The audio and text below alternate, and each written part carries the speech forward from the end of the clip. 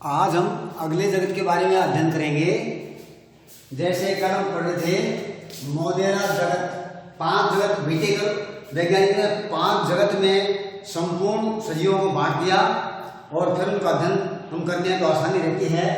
तो बीटेकर का जो पंच जगत अवधारणा है उसके अनुसार मोदेरा जगत, और मोदेरा जगत में कल बताया था कि एक कोशिक जो जीवाणु होते हैं वो इस जगत में आते हैं जिनमें केंद्र के स्पष्ट नहीं होता।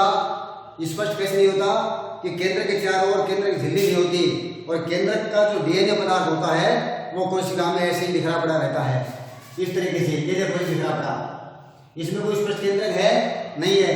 ये देखिए डीएनए, ये डीएनए पदार्थ है जो केंद्र में पाया जाता है और ये डीएनए पदार्थ केंद्र में मौजूद होता है। उसके चारों तरफ केंद्र की झिल्ली होती है, केंद्र स्पष्ट दिखाई देता है। इसमें पूरी कोशिका में डीएनए फैला पड़ा है, अर्थात स्पष्ट केंद्रक नहीं है। तो मोदेरा जगत में उन जीवों को रखा गया है जो एकोशिक जीव हैं और जिनमें स्पष्ट केंद्रक नहीं है, और अन्य कोशिकाएं हैं उनके ऊपर कोशिका झिल्लियां नहीं पाई जाती हैं। इस तरह से एक कोशिक प्रोकैरियोटी, ऐसी कोशिकाओं वाले जीवों को बोलते हैं प्रोकैरियोटी। एक कोशिक प्रोकैरियोटी जीवों को सब कोई समूह में रखा गया है। और ये इसका चित्र है, ये जीवाणु का चित्र है। ये देखिए इसमें केंद्र स्पष्ट नहीं है। नंबर 2 देखते हैं दूसरा जगत प्रोटिस्टा, और प्रोटिस्टा में देखिए इस जगत में भी सभी एकोशिक यूकेरियोटिक जीवों को रखा गया है। इस जगत में सभी एकोशिक यूकेरियोटिक या यूकेरियोटी जीवों को रखा गया है, जीवों को शामिल किया गया है। अर्थात इनकी ये एकोशिक जीव है भी, लेकिन फर्क क्या है, इनमें स्पष्ट केंद्र पाए जाते हैं। केंद्र के चारों ओर केंद्र झिल्ली होती है, डीएनए पदार्थ केंद्र के भीतर मौजूद होता है, कोशिका में फैला पड़ा नहीं होता। और जो अन्य कोशिका में है लाइसोसोम, माइटोकॉन्ड्रिया, गोल्गी काया आदि सब स्पष्ट झिल्ली वाले होते हैं। तो इसमें भी एक कोशिकीय जीव हैं, लेकिन यूकेरियोटिक प्रकार के हैं। यूकेरियोटिक जीव ये रखे गए हैं। और कुछ जीवों में गमन के लिए सीलिया या फ्लैजिला होते हैं।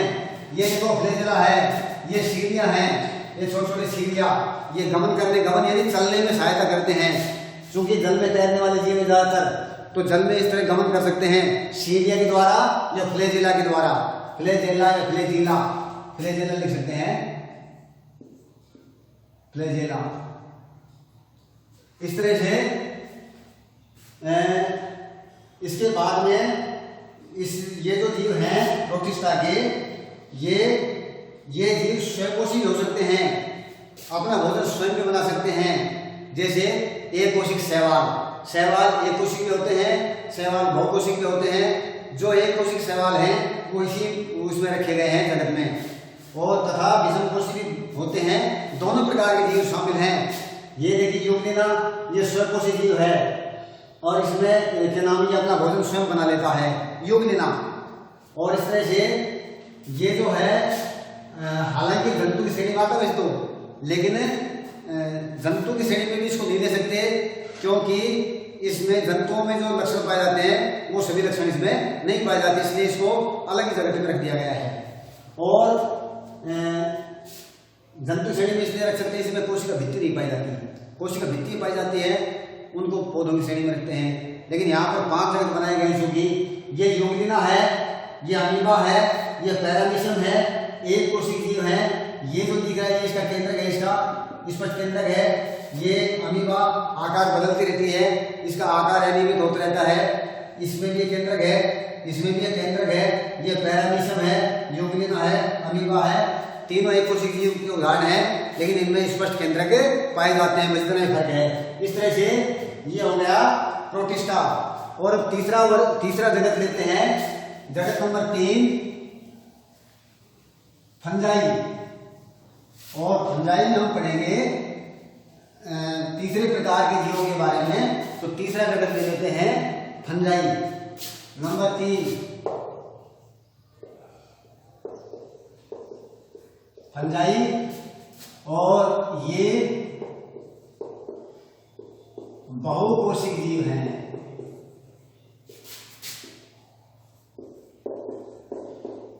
ये बहुकोशिक जीव हैं और तथा यूकेरियोटी हैं, यानी इस पर में केंद्रक पाए जाते हैं। प्रोकैरियोटी में तो बस यही मोनेरा आएगा बस, बाकी यूकेरियोटी जीव हैं, यूकेरियोटी जीव हैं। इन्हें सामान्यतः कवक भी कहते हैं।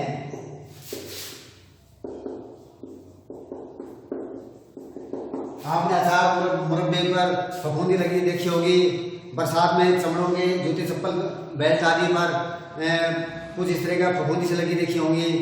कुछ रोटियां आदि होती हैं, ब्रेड होती हैं, 2-4-5 दिन नमी में रखे हैं, तो वो सब कवक ही हैं। और इस तरह से इनमें से कुछ जीव, इनमें से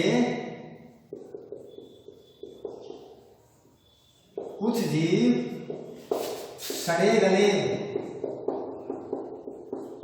मृत पदार्थों से, मृत पदार्थों से अपना भोजन प्राप्त करते हैं।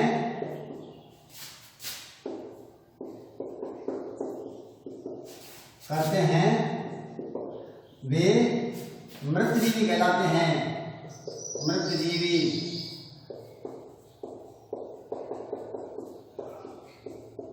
यानी सड़े गले मृतजीव जब अपना भोजन प्राप्त करते हैं उनको हम मृतजीवी भी कह देते हैं। और इस तरह से कुछ इनमें से परजीवी होते हैं, कुछ परजीवी होते हैं,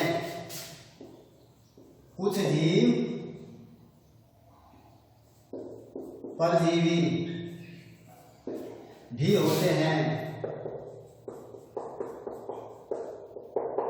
परजीवी कौन से जीव कहेंगे? जो जीव दूसरे जीवित जीवों से पोषण प्राप्त करते हैं और बदले में उनको कोई लाभ नहीं पहुंचाते बल्कि हानि पहुंचाते हैं, उन सभी जीवों को हम परजीवी कहते हैं। तो परजीवी दूसरे जीवित जीवों के ऊपर, जीवित जीवों के शरीरों पर रहते हैं और वहीं से अपना भोजन प्राप्त कर लेते हैं, वो कहलाएंगे परजीवी। और इस तरह से इसमें उदाहरण है यीस्ट, मोल्ड, मशरूम। उदाहरण यीस्ट, मोल्ड, मशरूम।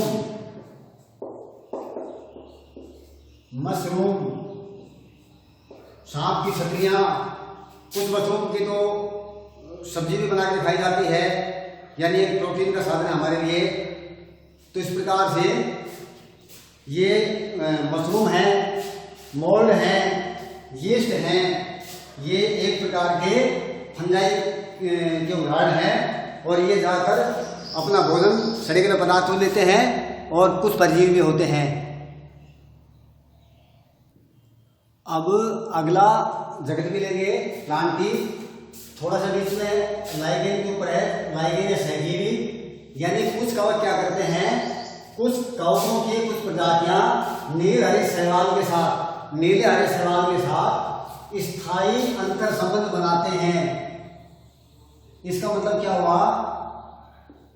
स्थायी अंतर संबंध बनाते हैं का मतलब ये जो फंजाई होते हैं कवक, इनमें तो हरित लवण होता नहीं है, ये पोषक पदार्थ इनको दे देते हैं नील हरे शैवाल को। उनके साथ ये दोनों साथ साथ रहने लग जाते हैं और कब तक रहते साथ? जीवन भर साथ ही रहते हैं। कैसे रहते हैं?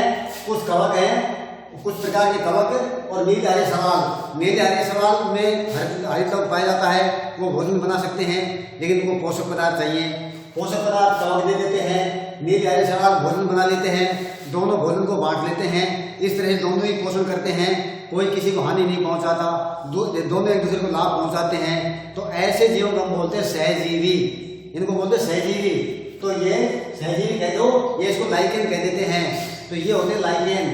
इस प्रकार से इनके अंतर संबंध जीवन भर चलते रहते हैं। और ये लाइकेन पेड़ों की छाल पर पाए जाते हैं, रंगीन से धब्बे से पाए जाते हैं, लाल से गुलाबी रंग के से, इस तरीके से, या फिर कुछ मटमैले से या हल्के पीले रंग के से धब्बे पाए जाते हैं।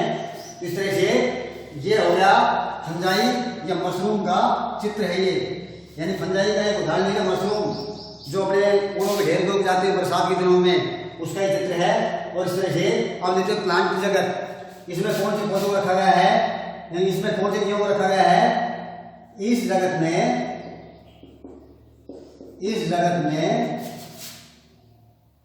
बहुकोशिक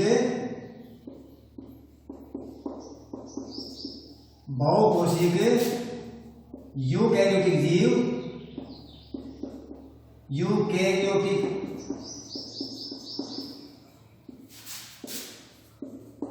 जीवों को रखा गया है।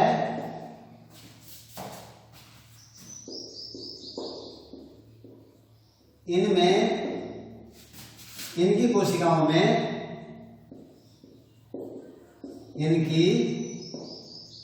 कोशिकाओं में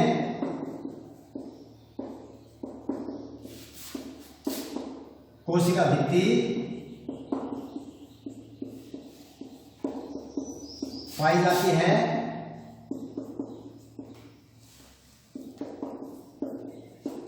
तथा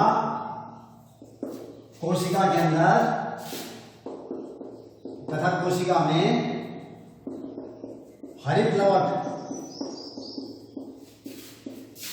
पाया जाता है। अतः ये स्वयंपोषी होते हैं,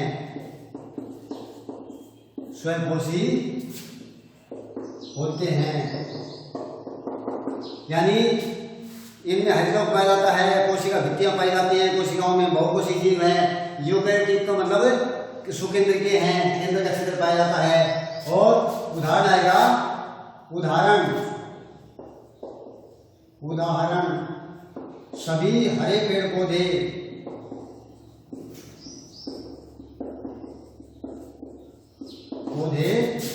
इस जगत में शामिल हैं।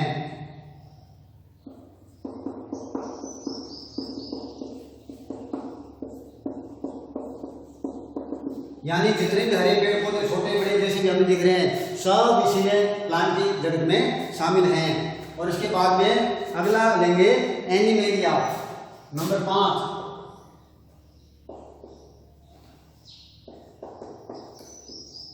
एनिमेलिया, और इस जगत में किन किन को रखा गया है। इस जगत में सभी बहुकोशिक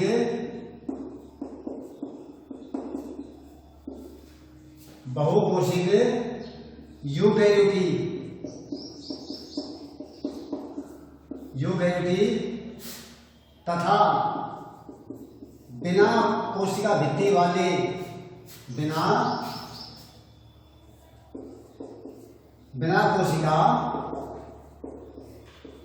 वाले जीवों को, यानी जंतुओं को रखा गया है।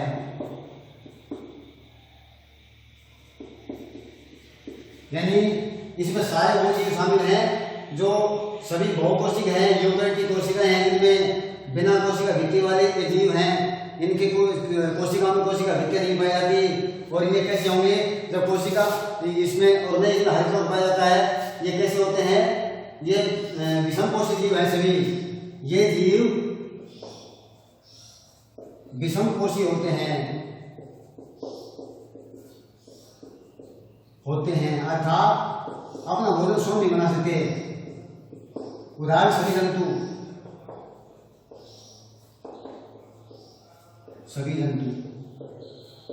यानी बहुकोशिक जीव हैं, हरितलवक नहीं पाया जाता है, हरितलवक नहीं होता इनमें, बिना कोशिका भित्ति वाले होते हैं।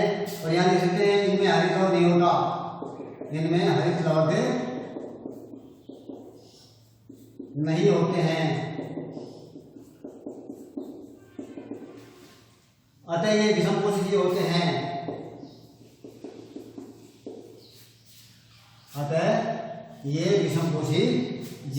विषमपोषी होते हैं, उदाहरण सभी जंतु। इस तरह से ये था 5 जगत। और अब इसके बाद में हम पढ़ेंगे प्लांटी और एनिमेलिया को विस्तार से पढ़ेंगे। अब थोड़ा सा पंच जगत अवधारणा का वर्गीकरण को देख लेते हैं। यह है पंच जगत अवधारणा। पंच जगत अवधारणा, पंच जगत अवधारणा, और इसमें पांच जगत कौन कौन से हैं उनको हम देख रहे हैं पंच जगत अवधारणा में। कि इसमें देखिए जीव धारियों को भागों बांट दिया, प्रोकैरियोटी, यूकैरियोटी। इसमें तो मोनेरा आ जाएगा। ये अपना पहला जो था ना मोनेरा, मोनेरा जगत, मोनेरा जगत,